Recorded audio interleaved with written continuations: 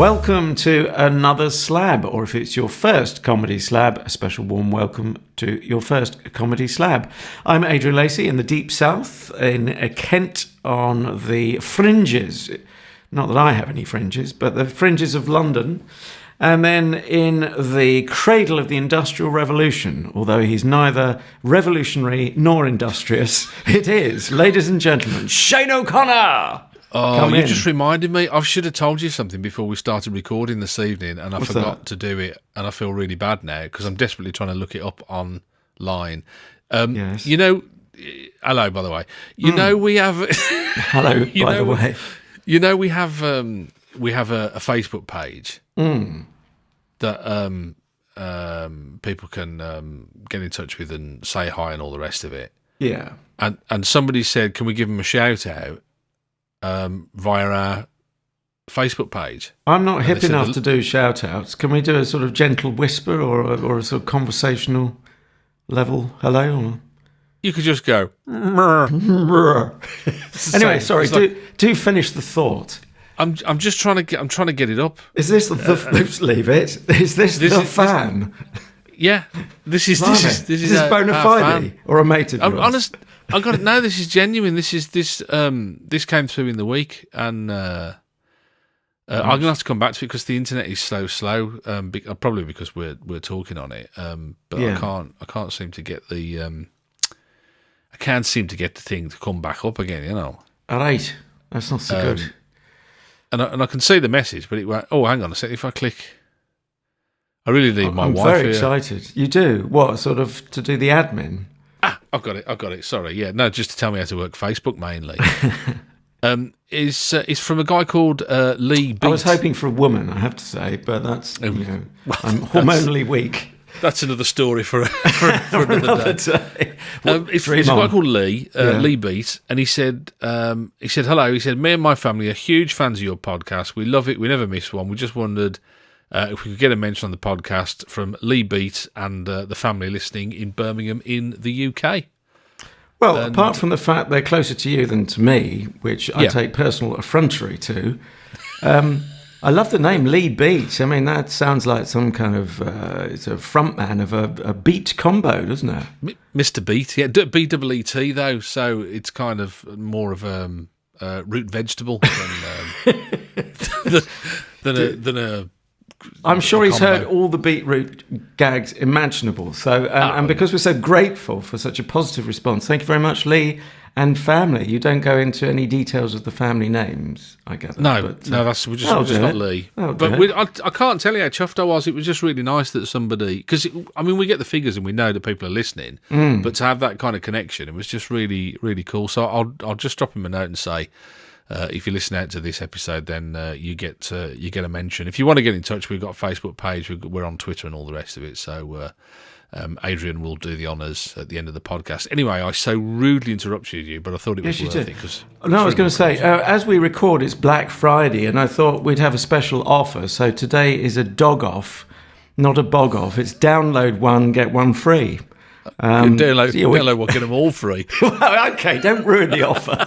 I'm trying to make it sound like we're going the extra mile. Black Friday's been doing my nutting. Have you? It's really got my nerves today.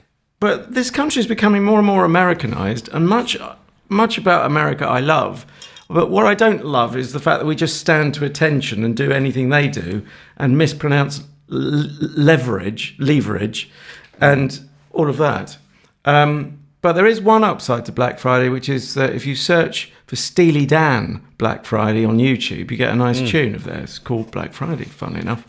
The trouble is that, and I don't know if I've told you this before, but they refused to budge. I was in a diner in the US. I think it was in Florida, actually. I was hoping you'd say it was in DC, then I could say it's Diner Washington. Oh, very good. See what you did there. Very good, yeah. Okay. And I asked for a jug of water, and the waitress just looked at me as if I was some kind of lunatic. And well, she doesn't know you as well as I do, but yeah, but she still got the measure of me. And I said, and she went, "A what?" And I said, "Can I have a jug of water?" And in the end, I had to say, "Can I have a pitcher of water, please?" and then she'd go and get me one. And it was almost like she wouldn't do it. And I've also had the same thing with bananas as well. Can I have a milkshake? What flavour do you want? And I went, just give us strawberry. I can't be doing with this. What? You go bananas banana banned, or you mispronounce bananas? No, you go banana, and they go what? And you go banana. What? Banana. Oh yeah, banana. Like, you couldn't get it from banana. What? I think that's called sort of cultural digging your heels in, isn't it? Oh, I tell you. So that's why we have to follow them all the while, I reckon. But there you go. That's my sordid little opinion. Yes, but you were having another rant, a sort of parallel rant against Black Friday. Did you want to go any further? The whole thing is just I don't know. It's just really everybody's having a Black Friday sale. It's I don't know. It's beyond a joke, isn't it? It just kind of wears you down. And a lot of the stuff, because on Twitter weren't they doing a "Don't Buy Anything" day or something? To try and get people not to be part of the... Oh, right, I like that. Who's behind that? Do we know? Marks and Spencer's, I think. I wonder why their shares are going down. Yeah. It's an oblique marketing strategy. Hasn't been tried before. Still haven't thought this one through completely. This could backfire, guys, but it's a risk we're prepared to take. But yeah, no, I think it was just, so many people were saying don't be fooled by it, and... don't buy stuff that you don't need. Just people buying stuff all the way. Next, you'll be saying that our consumerist culture is just hollow and vapid. I like a bit of, I like a good spend up, like the next man. I like a bit of consumerism. Yeah. But there's a limit, isn't there? It's like there's a card for all occasions now. That's the American influence as well, isn't it? Oh, absolutely. Well, even Father's Day it doesn't exist, whereas Mother's Day is a religious festival. Yeah.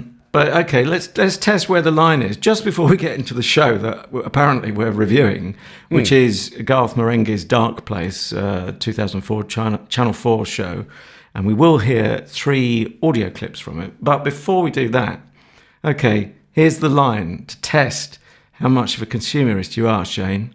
And nothing up my sleeve. We haven't talked about this before, have we? So this is a genuine moment of jeopardy.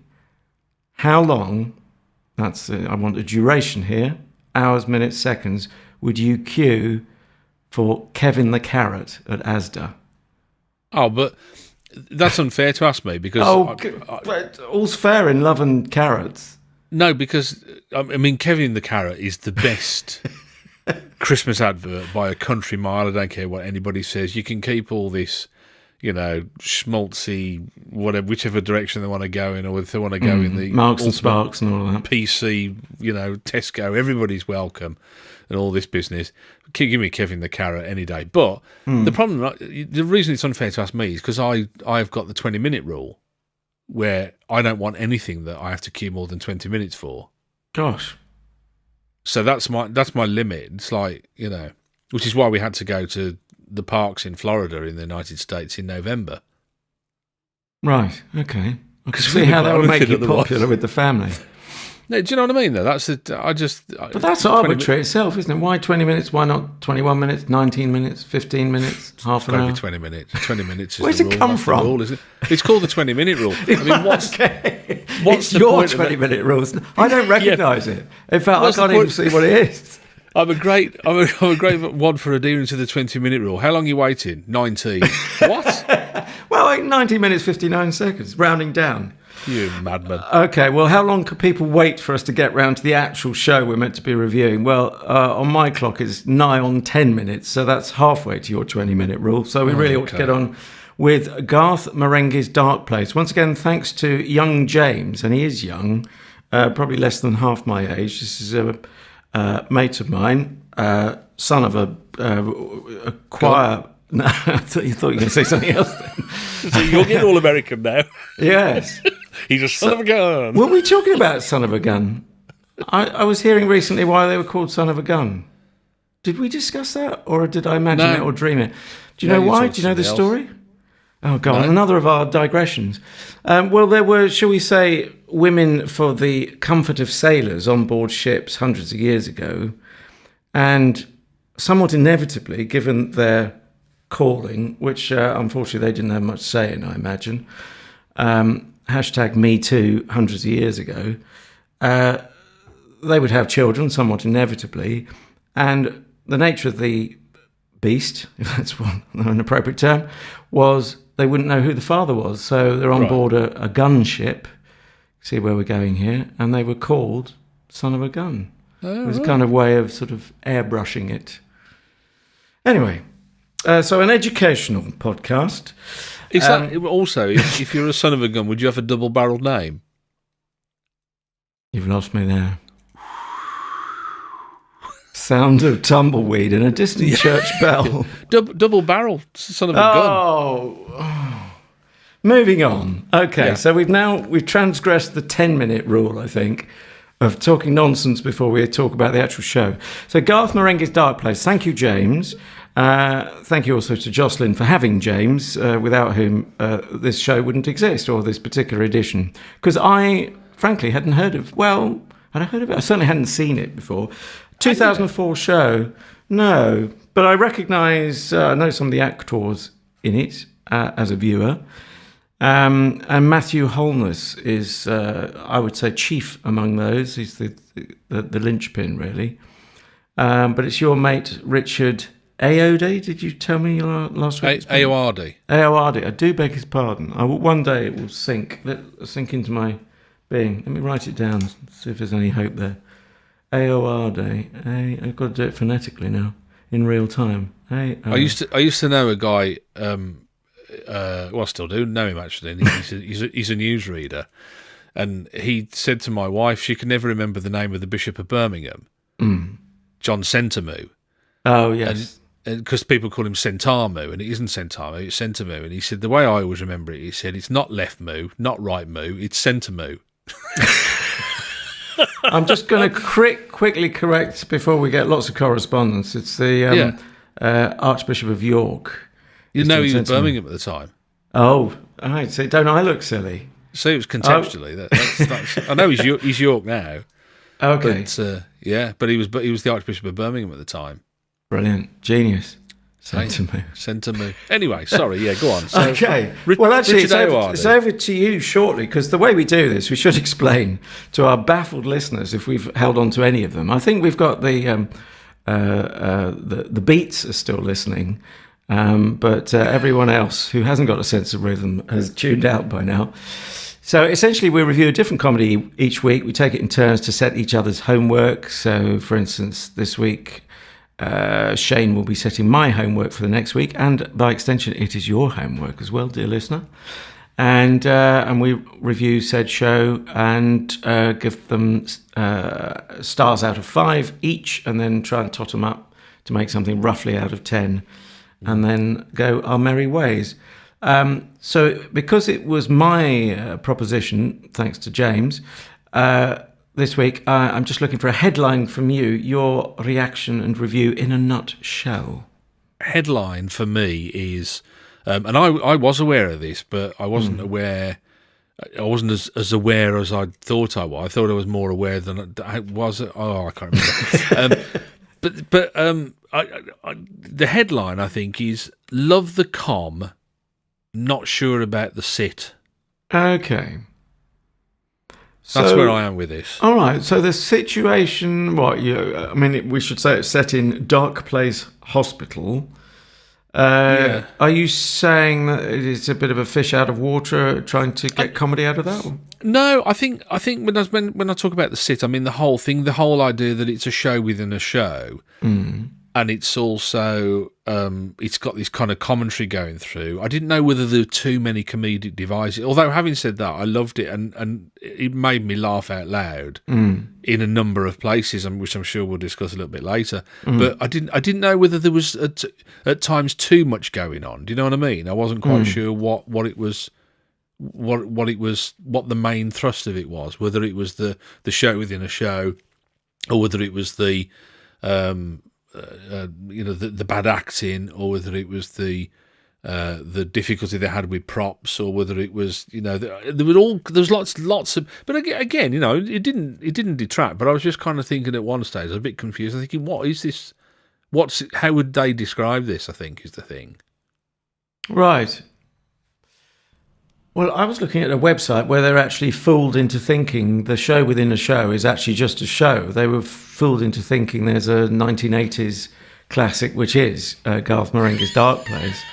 And Garth Marenghi is a real author, according to them. So, and they've even been linked to by one of the comedy websites, and you'd think they get a hint now. It's not a static screenshot, oh, they were fooled and now they've realised the error of their ways, tee-hee. It's actually, still going on. It's still, a live link. So just when you think, gosh, I mean, wouldn't you get the clue from, there's a cat that appears and you see the hands of the prop operative place the cat into the path of the actress. Shove it on, don't they? Really, they just chuck it on. Yeah, because it was a bit like the American shows of the 80s, wasn't it? It was that kind of feel to it as well, and that was another dimension. Do you see what I'm saying? When there were like lots of different threads in there that you kind of think, well, what is it then? Yes, I didn't feel the need for the extra layer, as it were, in the present tense. Although the funny thing is, of course, because it was made in 2004, it's almost like there's a third layer now. We're looking at something in the past, throwing back to even further in the past. Yeah. Well, just for an illustration, before everyone goes mad or loses any concentration, let's hear clip number 1. So I said it was in a hospital. It's a Darkplace hospital. And Thornton Reed... No, hang on. That's the actor. I can't even keep up with it, and I'm meant to have studied this thing. Richard Ayoade, which I've hopefully written down correctly, plays the producer Dean Learner. Thank you. I'm a slow learner, and Dean. Who is a fictitious person, plays another fictitious person who is this Thornton Reed character. And Thornton Reed is now spelling out the problem. So I chose this clip because hopefully, in as much as there's any hope of any of us keeping up with the plot, rather than losing it, this should summarise it. So essentially the actress, and they are rather underrepresented on the female side of things, she's sort of... fallen on the floor, as you're about to hear, as spelt out by Thornton Reed. Listen up, ladies, we've got a situation. A little lass has just cracked her nut, and if she croaks, my ass is grass. That was Thornton Reed, my boss, head of the department, a bullbuster. But then he had to answer to Wonton.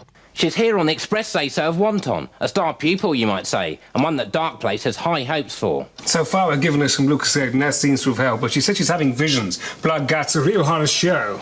That's Dr. Lucien Sanchez, hotshot surgeon. He's a good buddy, though we sometimes have punch-ups. Is that why you called me in? As far as I can tell, some dames just bang their bonds. Qu'est-ce que le diff? Wait, I have more things to say. Go on. Sorry for the interruption. Don't mention it. She's saying there's something supernatural going on. It's witchy woman whittering, and it wants snuffing out at the wick. This is a place of science, after all. I need panic in the walls like I need a hole in the head. Something supernatural, you say? That sounds bang up your alley, Dag. Aren't you an expert in the arcane and black arts? That was a long time ago, Sanch. Got my fingers burned. Well, you can count me out, Reed. It's all voodoo nonsense as far as this cat's concerned. Fair enough. You take the reins on this one, Dag, but make sure your methods are orthodox. Don't worry, Reed. This sounds routine. I'm sure nothing untoward will happen. So he's doing this kind of narrative in his head sort of thing, isn't he? Which is why the echoey voice is all there, and he's kind of explaining the story, which made the whole thing infinitely easy to watch from a plot perspective. You'd never get lost, would you? You'd always be there thinking, well, I know exactly what's going on there. Not. But again, I mean, I got to ask you, and this is all the way through. I'm thinking, I got to ask, because you'll know if anybody does, because your history with TV sound. Did they re-record the sound and overdub it? They did for the female character. There was one sequence. Actually, I started off just listening on my tinny speakers on my laptop. Yeah. And then when I went to headphones, paying a bit more attention for a second listen, I realised, it was completely replaced her lines. obviously for comedic purposes, but other than that, no particular reason. You see, I thought they were all replaced. I thought they'd all been overdubbed. Well, it's possible I missed some of them just by virtue of the way I was listening, and that's certainly possible. I didn't feel all of them were. Certainly the footsteps were, as we've just heard, very comedic, and they're totally out of sync with what's going on in the real foot world, as was, sort of incidental sound effects. You won't get it without the pictures, but there's a trolley trundling along in the background at one point, going from right to left. And the sound does it, doesn't it? It does that, but it is a very exaggerated. It's sort of steadily going right to left, then it goes nuts at the end at high speed. So there's more. I mean, we routinely watch and listen to these TV and radio shows we're reviewing twice at least, and it really does reward a second listen stroke watch, doesn't it, Shane? Yeah. Well, I think you could probably do 3 times in a row with this one because I went back to see other bits. And even listening to the clips again, I'm thinking, I don't remember that line in there. There's like little throwaway stuff. I thought, and we've said this, I think it's been a bit of a theme through some of the podcasts that we've done about where are the gags, where's the jokes, where's the comedy. And the one thing you can't accuse Richard Ayoade and Matthew Holness of doing here is leaving out the comedy. I think I don't know about you. I had, like I say, real laugh out loud moments with the whole thing. I just thought I couldn't get over the way. I mean, some of the writing was, because you got all this weird stuff going on, like you say, all the cod acting and the clumping about and the looks to camera that last too long and the screams that last too long and all the rest of it.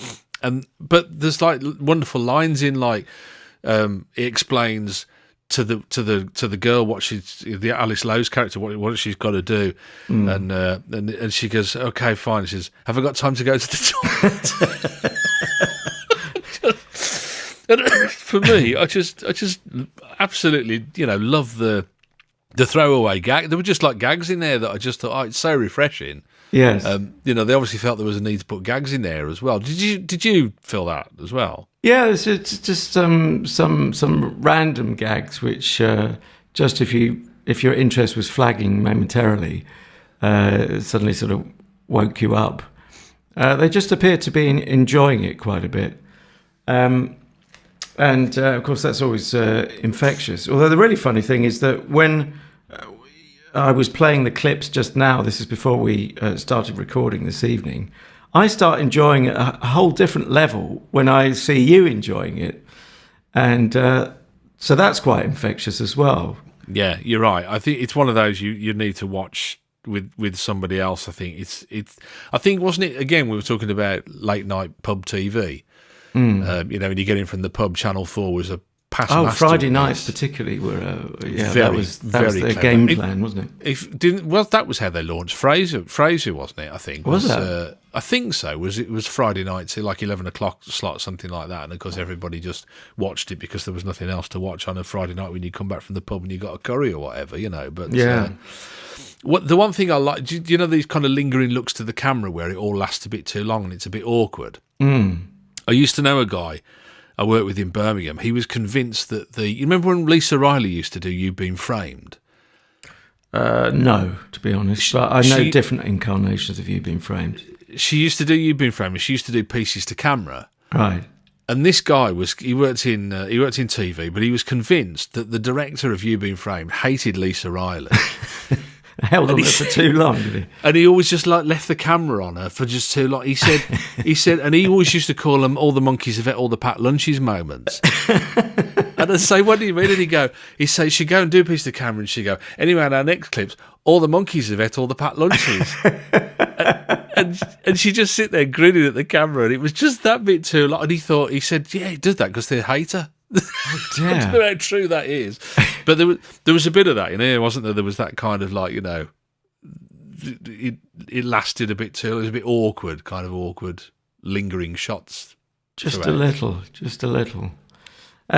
Shall we hear clip number 2? And as dead giveaway, he refers to being in a car, so I don't really need to point that out, although I appear to have done so.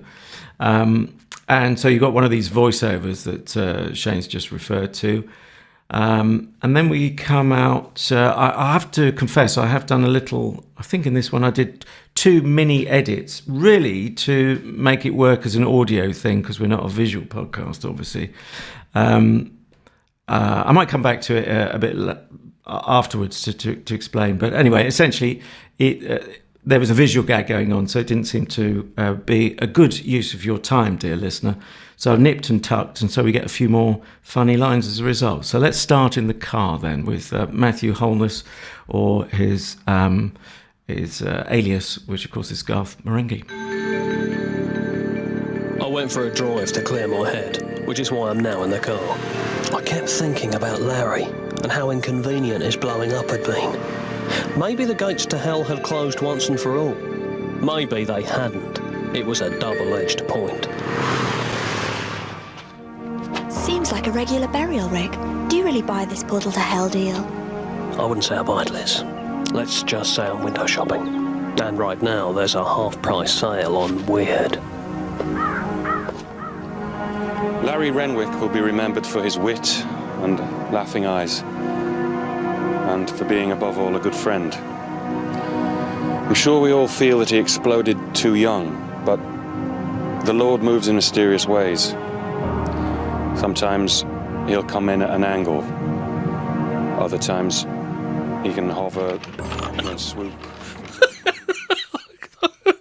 I got to tell you, I love Julian Barratt. I'm a big fan. For me, Julian Barratt made the Mighty Boosh. He's the one who isn't Noel Fielding. He is. He's the one who isn't Noel Fielding. Yeah, that's how he introduces himself. I think he did a tour, a UK tour of the one that isn't Noel Fielding. I just love that God moves in mysterious ways, and then he goes on to describe all the mysterious ways that he can come from the side as the Padre. He can go up diagonally a bit.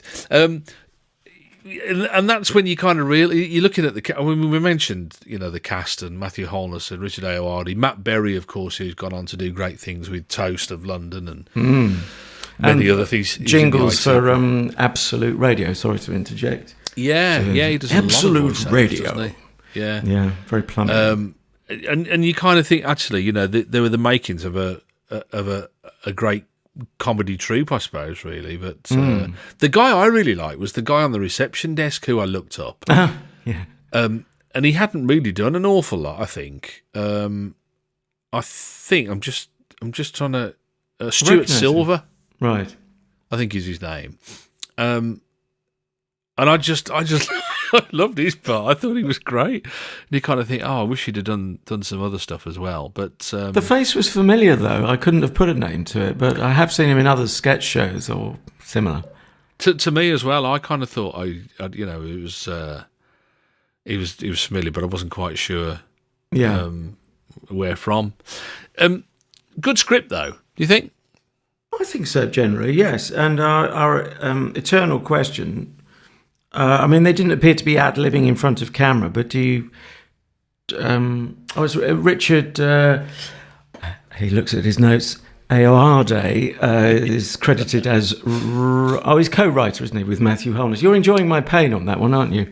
Yeah. I've just got an historical... every now and again, there's something that just catches you out.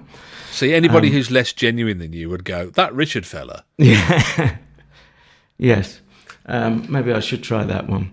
But do you think there was any sort of ensemble writing, even though obviously the principal writers are that Richard fellow and that Matthew fellow? I don't actually, because I'm not so. See, to my mind, we haven't seen enough of Matt Holness in comedy. No. You'd think this would have made him and would really have made him take off. Yeah. He also did a sketch show. The only thing I remember from that, we should review it one of the days. It was called Bruiser. Mm. And I think I'm right in saying it got Olivia Colman and Mitchell and Webb before they were kind of Mitchell and Webb. As opposed to Coleman and Webb. Yeah, I suppose. Here comes the Coleman. Yeah. So before Number Wang. Oh, yeah, well before Number Wang, yeah. and that's number one. And in fact, the only thing I remember him doing from the sketch show was he used to do a sketch where he'd interview somebody having a wee up a hedge. Sorry, that shouldn't appeal, but it does. Today, I'm having a wee up a hedge with, and he'd go on and do this interview with and the two of them who's standing there, there'd be like steam rising, and oh, please. It was just awesome. But do you know who I think started that? You know, how absurd can we make today? I'm da-da-da-da with. Do you know who, or can you think of another comedy duo, but going further back in time? Oh, it rings a bell. I'm on the escalator with. Oh, no, I don't remember that. Who was that one? From a little bit of Fry and Laurie. So Stephen Fry and Hugh Laurie. Oh, yeah. I always liked Stephen Fry and Hugh Laurie, apart from they could never finish a sketch. Yes, you're not the first to observe that. They never finished. It used to drive me mad. One of my favourite sketches of all time is a Fry and Laurie one of the where Stephen Fry is the head teacher and Hugh Laurie wants to bring his son back because he's corrupted him with sex education. It's not to do with the poetry, is it? No. If you're trying to trick me into sexy talk, Mr. Casalingua, but yeah, they can never finish a sketch. No. Rather frustratingly. But no, I was saying Matt Holness. The only other thing I saw him in, he had a little cameo as the IT guy in The Office, didn't he? Do you remember that when he was like a kind of know-all IT technician who came in to fix the computer one day? Right. That wasn't when a job interview was going on at the same time. Yeah, I think it was. No. That was when he was talking about what's the difference between dwarves and that's so on PC, but yeah. Oh gosh. But it was the idea that they were trying to do a job interview at the same time he was repairing the PCs. This is the guy where he said, I went go-karting the weekend. He said, and the guy said to me, "You're so good, you should pack this in and just go straight to Formula One because you're going to be." And he was like that kind of, we've all met that kind of person in an office, haven't we? He's that sort of, and that really was all I saw of Matt. And Richard Ayoade, of course, from the IT crowd. But I kind of felt like I recognised the writing of the two of them.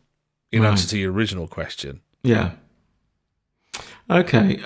Something I should explain that I've missed out, again for reasons that it's highly visual, but it's fundamental to the plot, which is someone exploding in room 213 of Darkplace Hospital. And you do have to see this to believe it. And I should have said earlier, this show is still, certainly in the UK, available on All 4's app, or you can go to channel4.com. It is a Channel 4 production. And guess who the producers were? I think that's our man, it's Charlie Hanson. I thought it was Richard, actually, for a moment, but I'd misread it. He currently, I think he's one of the exec... am I right? Got the right guy? He's one of the exec producers on... what's that thing where they Greg Davis, where they challenge... Challenge Master or something. Or Taskmaster. Taskmaster, yeah. Or as you would say, Taskmaster. Can't bear those kind of things, those panel things. It has got Alex Horn in it, who's I would have thought you'd like, because he's a musician who's funny with music, but not in that show, I think. Yeah, I've not really kind of got into anything that he's done. I've tried, but failed so far. Have you tried the horn section on Radio 4? Yeah. I thought you'd like that. And on... TV, he's done it on TV as well, hasn't he? But I haven't seen that. Well. Okay, so anyway, this guy blows up, and it does have to be seen to be believed, but we can't really do it justice in audio only. But essentially, I don't think it's spoiling too much to say he just ends up being a head on the floor with an awful lot of tomato ketchup and what they call in the trade Kensington gore, which is bloody makeup. Which is a phrase you occasionally hear on the set for various reasons. Right. Okay. So someone has blown up, and that is quite fundamental to the plot. And that is indeed why we find Julian Barrett at the end of that last clip number 2. He's the padre burying this unfortunate chap who appears not to have fully died, if we're truly honest. And hence God moves in mysterious ways. Shall we sashay shamelessly into clip 3, Shane? Yeah. Do you want to have a go at this? Can you see the lead in, or do you want me to hold your hand? Yeah, hold my hand, will you? We start with a voiceover because I've got my little crib notes in front of me. When it's my suggestion for a show, then I sort the clips. So this is why Shane is momentarily artistically embarrassed. But anyway, so we come in on another Holness stroke. You don't think he's Bob Holness's son, do you, by any chance? No, I did look that up just to see. That would be good fun, wouldn't it, if it was the case?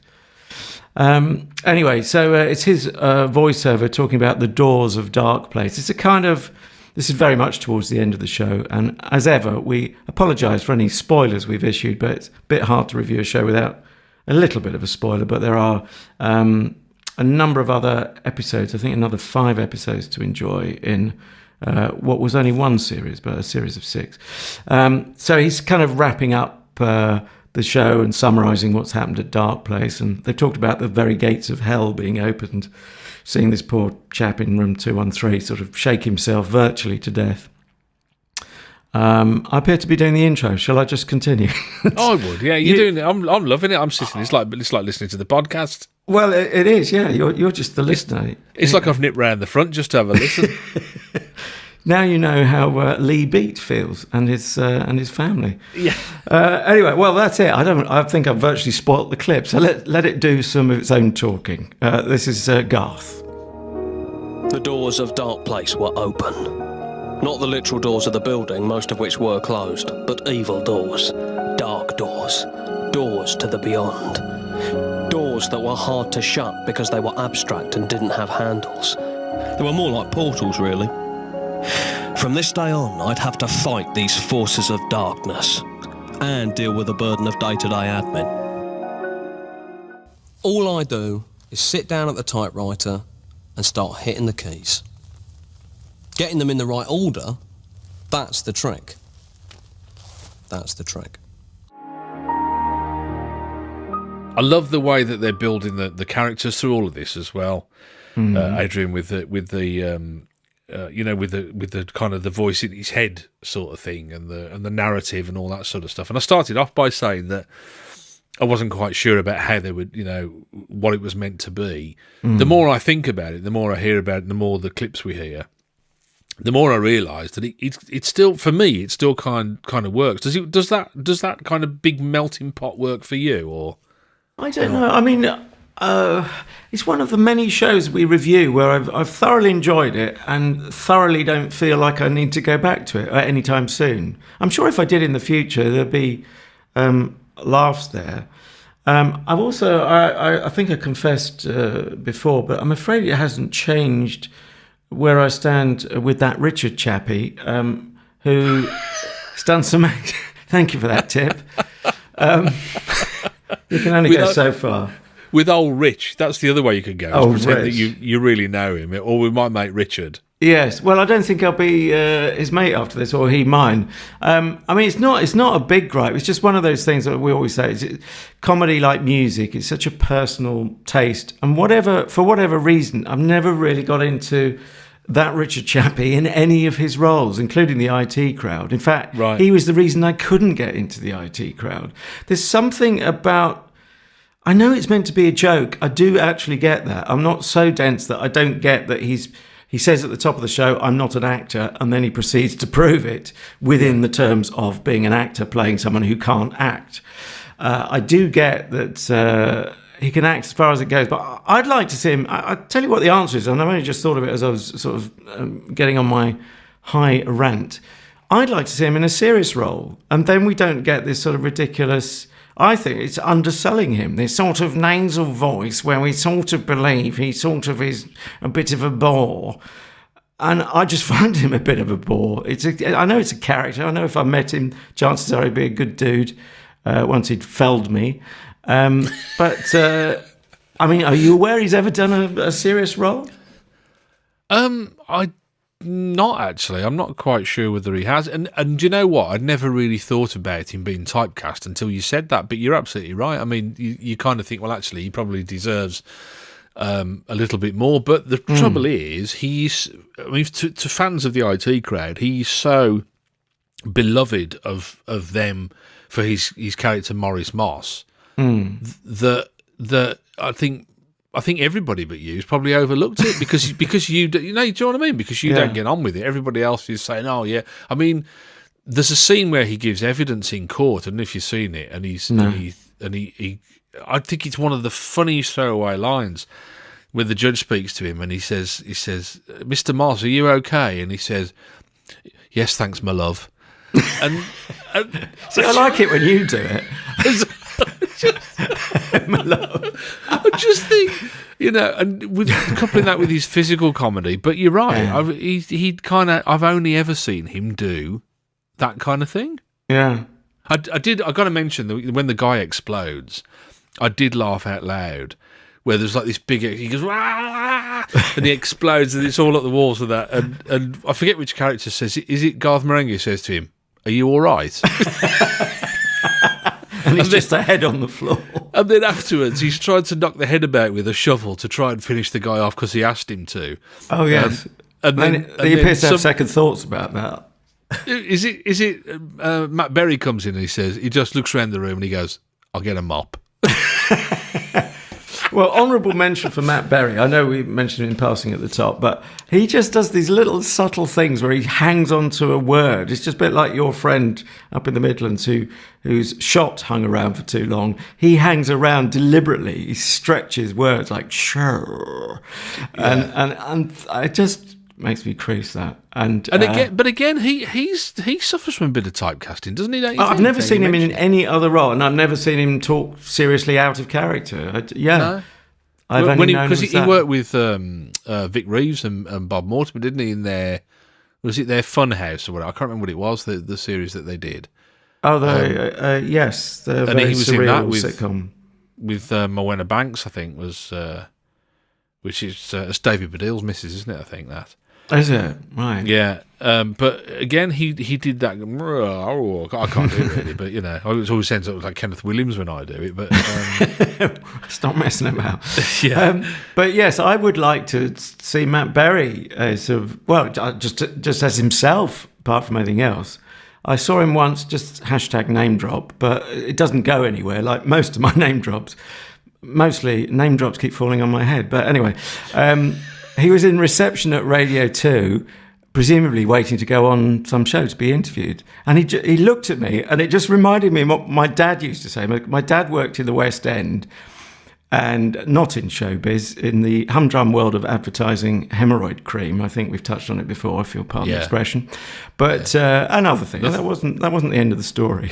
There's nothing humdrum about hemorrhoid cream, mate. Well, no, if you need it, you need it. It's a lifesaver for some people, I tell you. Yeah, he only designed the box that wrapped around it. But anyway, but he would see people inevitably, because he was in Filmland, just up the road from Wardour Street. He was off Soho Square, and he'd see numerous actors. And when reporting it at the dinner table that evening, he'd always say, he looked at me as if to say, "Do you know who I am?" And Matt Berry looked at me as if to say, "Do you know who I am?" And he said it in a Matt Berry type voice, no doubt. Do you know who I am? Let's get on with the show. Anyway, my brother used to work in the West End when he worked for the Inland Revenue, as it was at the time. Oh, that great showbiz division. It's weird, isn't it? You realise how many non-showbiz or entertainment or radio jobs go on in the West End while nobody's looking. They're up to their eyes in hemorrhoid cream and taxis. Incredible. That's the name of my autobiography, funnily enough. That's my name of my second album. That difficult second album. Difficult hemorrhoids. I thought you'd made piles of albums, but never mind. So it must be that time in the show where we can delay it no longer. We have to mark the show out of 5 stars. Can I just give a quick mention as well? The scene in the cemetery near the end. Did you notice the gravestone blowing in the wind? Wobbly, yeah. The answer, my friend, is the gravestone's wobbling in the wind. It was really weird because I was sitting there thinking, I wonder when they do scenes in cemeteries, because they'd use guns and flamethrowers and all sorts of it previously, hadn't they? Yeah. And I thought, just for the sensibility of the people who, excuse me, have loved ones who are buried in cemeteries, do they mock up cemeteries? Do they make a cemetery, or is it actually filmed in a cemetery?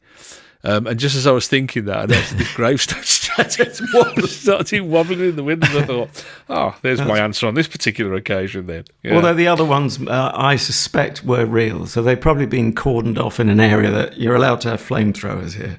Right, okay. I've never looked at the small print of the bylaws in a cemetery, but presumably flamethrowers are generally frowned upon. Anyway, so are you ready for the marks out of 5 stars then? Yes. Did you want me to go first, or you go first? I'd like you to go first. Go first? First? I will. I was hugely and pleasantly surprised, and I've got to thank you, because as a result of you steering me in the direction, or being steered and subsequently steering me in this direction, I'm going to go back and watch the other 5. Oh, get you. Total convert. Yeah, I'd forgotten. I don't know if it's because I know the cast now a little bit better, and I like them and want to see more of them. Although I don't know where she went to. She disappeared, although she's still done stuff, hasn't she? I didn't recognise her, to be honest. Alice Lowe? Alice Lowe. Is that her real name? I get so confused which are character names, but if I have to ask, she can't be a huge name, unfortunately. She's a fellow Midlander, actually. She's born in Coventry. So she's a West Midlands kid like me. No stranger to adversity, then? Or misery. And she's been in Hot Fuzz and things like that. So right, she has done stuff, and I mean she's still in fact she's working on a couple of 3 things as we speak at the moment. They're in post production. So actually she was in I don't believe this. She was in, and I don't know if she was in the episode that we saw. Can you remember what episode of Hang Ups we saw? Oh gosh, no, but I'm pretty sure it wasn't the first one, was it? Or was it? She was in 1, 4, and 6, so we might have missed her. Yeah. All you are demonstrating is we have a vast back catalogue, so vast now we can't remember what's in it. I could have looked it up, but I'm just a bit too lazy, that's all. Anyway, sorry. I was really pleasantly surprised. I really enjoyed it. I laughed out loud, which after all is what a comedy's supposed to do to you. Apparently. And, if I wasn't watching it with such a critical eye, some of the things that I was critical of, I probably wouldn't have even noticed, maybe.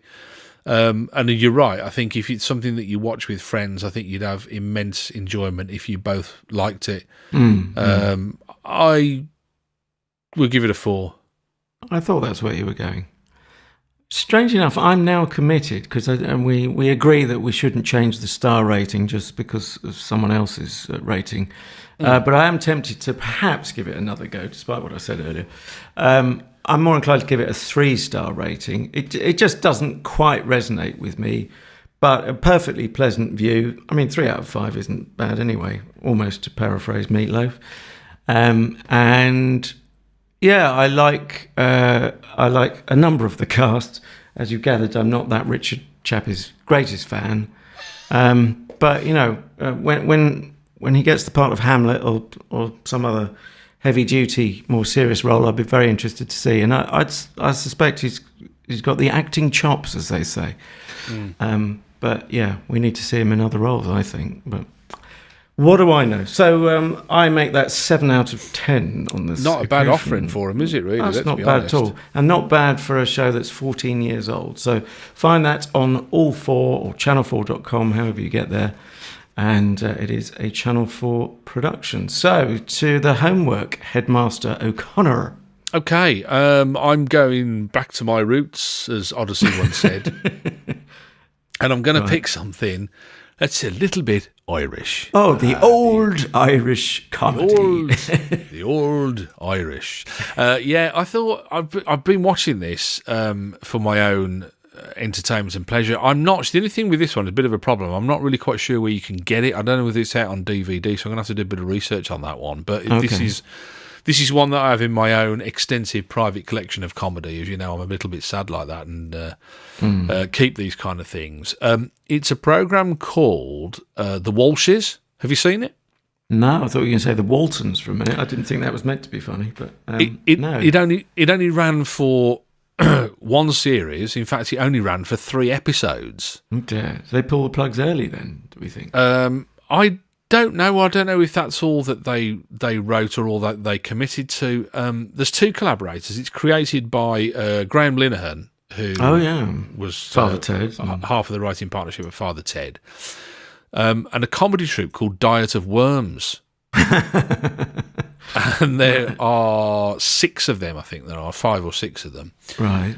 And it's just basically a program about an Irish family called the Walshes. Right. And it's as simple as that, really. And I don't want to ruin it any more than that by saying, oh, and this happens and that happens or whatever. I think if we just watch episode 1, because then we're both going in at ground level and we know where we are with it, and see what you think. Okay, I shall look forward to seeing that for the first time. So Walsh, then, it makes me think, I had an art teacher called Mr. Walsh, and now you mention it, I think he was Irish. Is it a good old Irish name? Oh, yes, yeah. I used to work with a guy called Derek Walsh, actually, who I'm still in touch with on LinkedIn, I think, which is where you connect with people if you don't want to be friends with them, isn't it? Oh, he won't be friends with you now, having said that. It's like Facebook for boring people, isn't it? LinkedIn, I always think. I think Facebook is Facebook for boring people. Facebook I always see as the sinkhole of time. You go there for what you think is 30 seconds. Oh, just check that message. 6 hours later, you're in some Uber rant with someone, or you're getting fan mail, which of course is one reason to like Facebook. It's YouTube for me that does that. Is it? I go for yeah. Well, it's just limitless, isn't it? There's no end to it. Yeah, and before you know it, you're watching a 25-minute video of the worst fouls of football history, and you know what I mean. You kind of think, oh, and then you're watching somebody make a guitar. And you think, how did I get here? What was I looking? Oh yeah, I know. I was looking something up to see what time the vet's opened. It's crazy, really. Okay, so with a quick mention for social meds, which we're sort of touching on anyway. So at the Facebook and also the Twitter, we are at Comedy Slab, strangely enough. You've got to have a system, as Harry Hill says. And you, sir, always know the numerous platforms we're on. So over to you. You can. Well, although they're ever-changing names often for me, but let's have a bash. We've got Apple Podcasts, and we've got Stitcher and Spreaker and iHeartRadio and Spotify, and you can also see a bit of a slightly visual thing on YouTube as well. In fact, there are loads of places, and it's the same thing. If you just put Comedy Slab in to Google, then generally we will pop up somewhere with something that you can either stare at and or listen to. Yeah, I think that's a fair summation of the offering that is the Comedy Slab. So thanks very much for listening, particularly the Beat family, but equally people unrelated to the Beats. You're all equally welcome, and I hope you'll pass on the word and join us next time, and also dip into that archive if you haven't explored it already. So, from me and from my dark place in the deep south, from him up north, which isn't really north, it's a big Garth Marenghi goodbye. I'll go and get a mop.